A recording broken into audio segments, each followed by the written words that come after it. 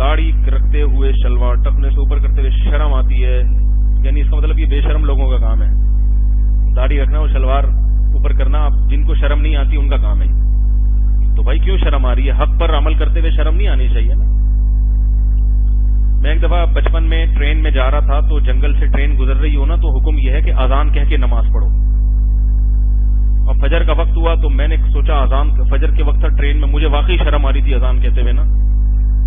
پھر مجھے خیال آیا کہ شرم تو ان کو آنی چاہیے جو مسٹنڈوں کی طرح سو رہے ہیں پڑے ہوئے، خدا کا کھاتے ہیں، خدا کی دی ہوئی نعمتوں سے لطف اندوز ہوتے ہیں، ایک دفعہ بھی ان کو خیال نہیں آتا کہ جس رب کا اگر اللہ یہ ٹرین کی پٹری کو چلتی ہوئی ٹرین کو ہٹا دے کیسے اللہ اللہ کرنے لگیں گے سارے بیٹھ کے۔ ان کو شرم آنی چاہیے جو سو رہے ہیں، جو اللہ کا نام لے رہا ہے اس کو کیوں شرم آنی چاہیے؟ پھر میں نے کھڑے ہو کر اذان دیوانے کا جاؤ۔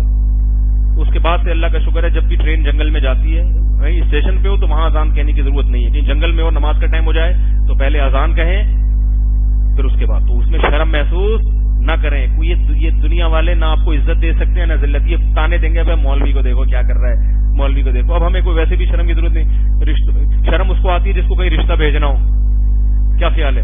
تو اس کو یہ ہوتا ہے کہ لوگ کہیں گے مولوی ہے تو رشتہ نہیں دیں گے۔ ہمارے محلے میں ایک صاحب اذان کہتے تھے تو ان کا رشتہ اس بیس پہ ٹوٹ گیا، لڑکی والوں نے اذان سن لی، انہوں نے کہا تو ملا ہے یہ تو اذان بھی دیتا ہے، تو رشتہ ہی توڑ دیا۔ تو اب رشتے کا بھی الحمدللہ مسئلہ کیا خیال ہے نہیں ہے، تو کس بات سے شرمانا بھائی؟ تو ٹرین میں جب جاؤ نا اذان کہا کرو اللہ اکبر زور سے، کوئی بات نہیں۔ لوگ کہتے ہیں ملا ملا، یہ جو آج آپ کا مذاق اڑا رہے ہیں، نوح علیہ السلام کا بھی لوگ مذاق اڑاتے تھے، قرآن نے کہا ان تسخروا منا فإنا نسخر منکم کما تسخرون، آج تم اڑا لو ہمارا مذاق مولویوں کا، کل ہم تمہارا مذاق اڑائیں گے قیامت کے دن۔ ہم کہیں گے کہ جس رب کی نعمتیں کھا کھا کے موٹے ہو گئے تھے اس رب کا نام لینے کی تمہیں توفیق نہیں ملتی تھی، پڑے ہوئے تھے سوتے پڑے رہتے تھے، جو اذان دے رہا اس کا بھی مذاق اڑاتے تھے۔ اور یہ اذان کا مذاق نبی کے دور سے اڑایا جا رہا ہے۔ قرآن کہتا ہے وَإِذَا نَادَيْتُمْ إِلَى الصَّلَاةِ اتَّخَذُوهَا هُزُوًا، اے ایمان والو جب تم اللہ اکبر کی صدائیں بلند کرتے ہو یہود و نصارہ تمہارا مذاق اڑاتے ہیں۔